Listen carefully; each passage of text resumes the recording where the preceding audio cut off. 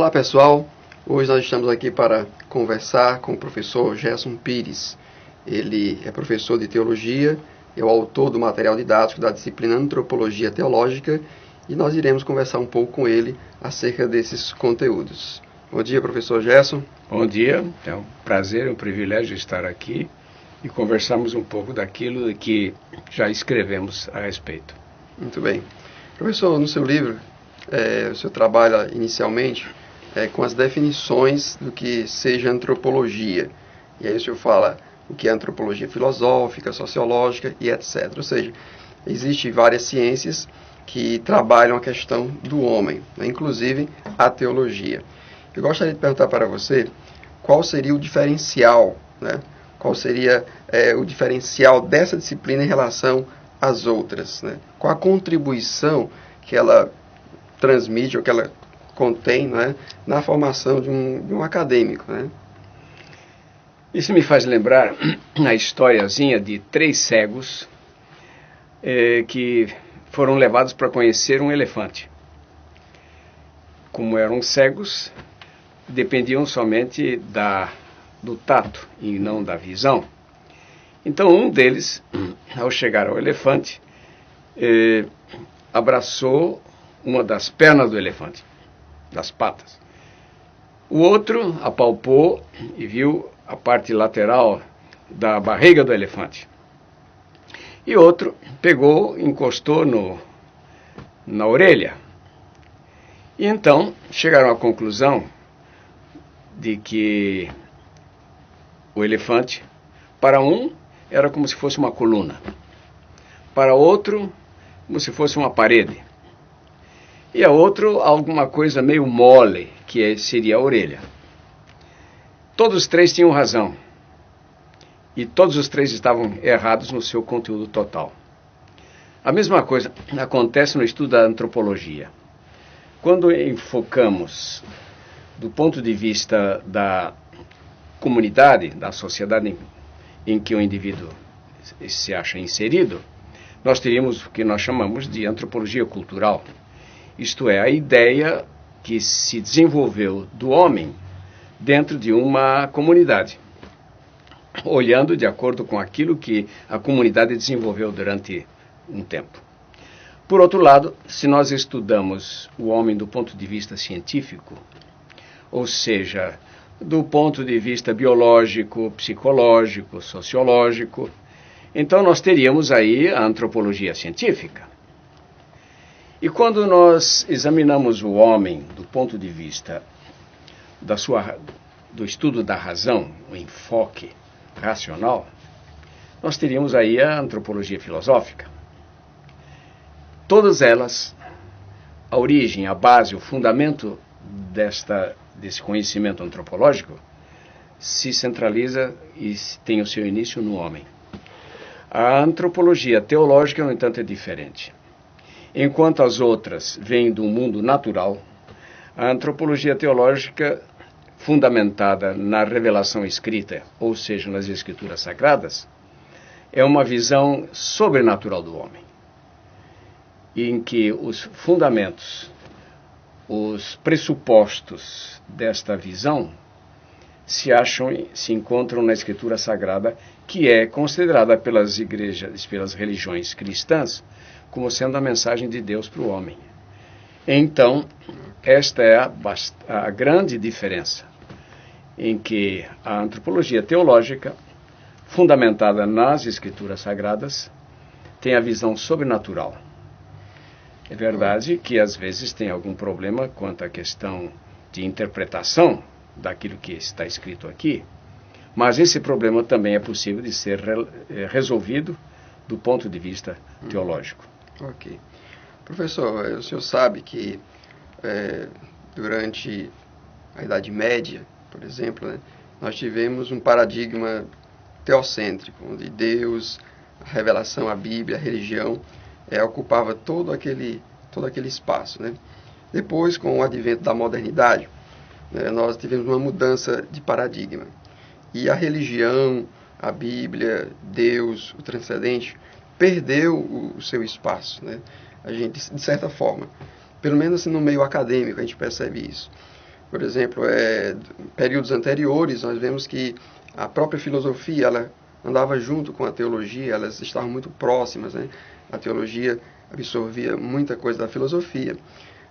Mas hoje, nesse período moderno, ou pós-moderno, nós percebemos uma total separação, né? E uma desvalorização da visão teológica, né? Os aspectos do transcendente não são praticamente abordados, né?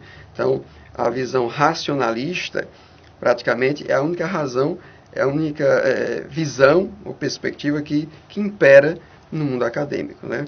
Isso falando do mundo acadêmico, porque nós presenciamos assim a busca pelo espiritual, pelo transcendente, por Deus, muito forte nesses dias, mesmo nesse tempo, né, considerado pós-moderno. Então, assim, as pessoas estão buscando Deus, estão buscando as religiões. Mas falando assim no meio acadêmico, né, nós percebemos muita dificuldade e pouca valorização dessa visão teológica, né, dessa visão de Deus. Na sua opinião, isso se dá a que fatores, né, provocaram essa situação, essa visão, e o que poderia ser feito para minimizar esses contrastes? Sei que você entendeu mais ou menos a pergunta. Sim, isso me faz lembrar o seguinte. Também há uma razão para isso. Não vamos culpar aqueles que são cristãos e que se fundamentam a sua visão na Escritura Sagrada. Não vamos culpar os modernos, os cientistas, os filósofos, de desacreditarem da religião. Por quê? Me faz lembrar que Jean-Paul Sartre, o existencialista ateu, que para mim foi provavelmente o mais profundo pensador do século passado, admiro muito, mas discordo totalmente da sua filosofia. Mas ele já dizia o seguinte, que ele estava procurando ter uma filosofia que fosse coerente com os princípios exarados pela própria filosofia. Então, o existencialismo ateu teria sua razão de ser, de acordo com a ideia dele. Mas ele diz o seguinte, que a outra filosofia, que seria coerente, que ele apresenta, diz que as outras todas são incoerentes, mas a outra filosofia que seria coerente seria aquela ensinada e pregada pelo autor do cristianismo, que foi Jesus Cristo. E então, se nós voltarmos para o estudo da Escritura Sagrada, especialmente para os escritos dos evangelhos e das cartas do apóstolo São Paulo, vamos verificar que durante a Idade Média, como você mencionou, houve uma tentativa de acoplar, de casar, de fazer combinar a filosofia com a religião cristã. E durante os anos, durante os séculos, aos poucos, a religião foi aceitando no seu conjunto de doutrinas e de pensamento ideias que vieram da filosofia grega, mas que eram contraditórias ao ensino de Jesus Cristo. Então, nessa tentativa de combinar as coisas, houve aquilo que a própria profecia da Escritura já havia predito: uma apostasia dos princípios fundamentais do cristianismo. E então, durante toda essa Idade Média, houve essas ideias que entraram para dentro da ideia cristã, do ensinamento cristão. E quando, através dos anos, surgiu o desenvolvimento da ciência, ou seja, a aplicação do método científico nos diferentes campos de conhecimento, logicamente começaram a descobrir e encontrar fatos, e agora científicos, comprovados por laboratório, que contradiziam os ensinos que a religião havia ensinado e havia proposto durante tantos séculos. A religião, não a Bíblia, né? A religião, não a Bíblia. A Bíblia permanece e, logicamente, há evidências suficientes que A Bíblia que havia na época, por exemplo, de Jesus Cristo, é a mesma Bíblia de hoje, não houve grandes alterações. Mas as religiões é que começaram a introduzir. E é interessante que um historiador da civilização ocidental, ele diz que o cristianismo foi além de Cristo. O que quer dizer isso? Que foram introduzidas dentro das ideias cristãs, da visão cristã, elementos estranhos ao cristianismo. E então, é evidente que quando se descobre alguma coisa que não é a realidade, acabam desacreditando daquilo. E foi o que aconteceu justamente quando a ciência começou a se desenvolver e também a razão, não é? Logicamente, especialmente por época da Revolução Francesa, quando os enciclopedistas se fundamentavam somente na razão, isto é, baseado na filosofia de René Descartes. Então, apareceram agora essa contradição entre o que a religião ensinava, agora já depois da Idade Média, e agora as novas ideias que haviam. Portanto, a religião caiu em descrédito. E um exemplo clássico é o heliocentrismo, né? Exatamente. As ideias.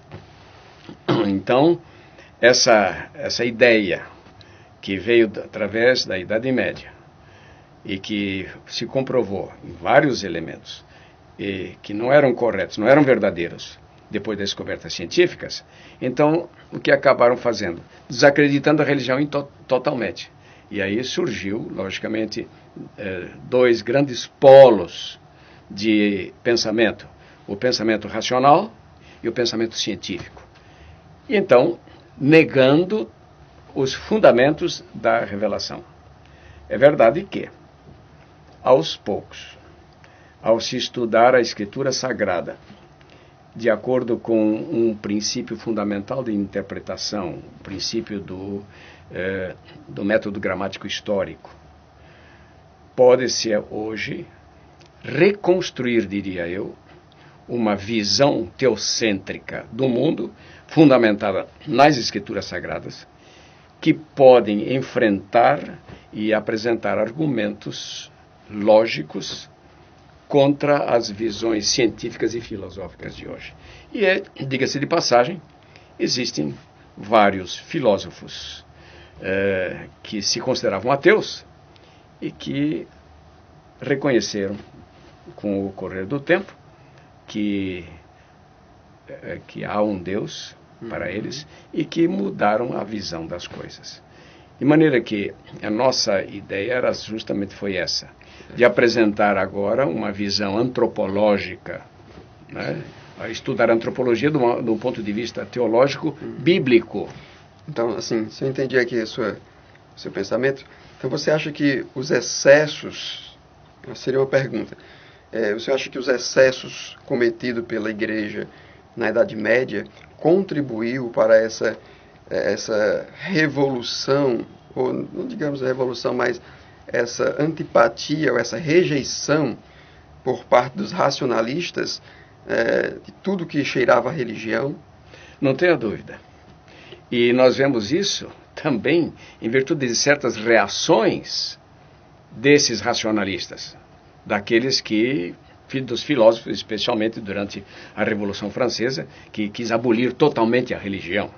E acabaram, então, entronizando a deusa da razão como uma religião, não é isso? E a gente percebe que havia uma ojeriza contra, especialmente, o clero, não é? Durante esse período. E, então, é uma reação natural das coisas, não é? Agora, é verdade também o seguinte, que a intolerância, tanto de um lado como de outro, é totalmente inapropriada para se pesquisar e descobrir a verdade. Eu acredito que nós estamos aqui destacando, professor, um ponto muito importante, né? São os extremos, né? Ou seja, quando nós percebemos, por um lado, uma valorização extrema da fé, né, sem a razão, né, nós não vemos equilíbrio, nós vimos o que aconteceu durante a Idade Média. E nós chamamos isso de fanatismo. O fanatismo. Por outro lado... Eu sempre eu digo o seguinte, nas minhas aulas, quando se fala em fanatismo, que fanatismo é um pedaço da verdade que ficou louca. Por quê? Porque o fanático, ele tem razão naquele ponto que ele menciona. Mas ele só vê isso e esquece o todo. E nós temos que entender que nós estamos vivendo num universo, isto é, num todo, é uma visão global. E que se há contradições e contraditoriedades aparentes, nós temos que resolver isso. E para resolver isso, temos que usar, de fato, as duas coisas. Fé e razão. Esse aí parece ser o caminho mais sensato, mais equilibrado. Portanto, a posição do teocentrismo cristão bíblico é contrária ao racionalismo, porque o racionalismo só vê as coisas do lado da razão, ao contrário ao idealismo. Por quê? É interessante que Philippe Emmanuel Kant apresentava a primazia, o primado da ideia como fundamento. Quando nós vemos que as ideias, já de acordo com a própria visão aristotélica, as ideias que nós temos foram abstraídas dos nossos sentidos, das percepções dos sentidos. E então, tanto de um lado como do outro, nós não podemos chegar à clareza de ideias que tem o teocentrismo cristão fundamentado na Escritura. Ok, professor. Muito obrigado pelas respostas. Se houver mais alguma questão, estaremos às suas ordens. Ok. A próxima questão nós vamos perguntar e conversar com o professor sobre a importância de diversos alunos, diversas áreas, diversos campos dos saberes, estudarem a antropologia teológica.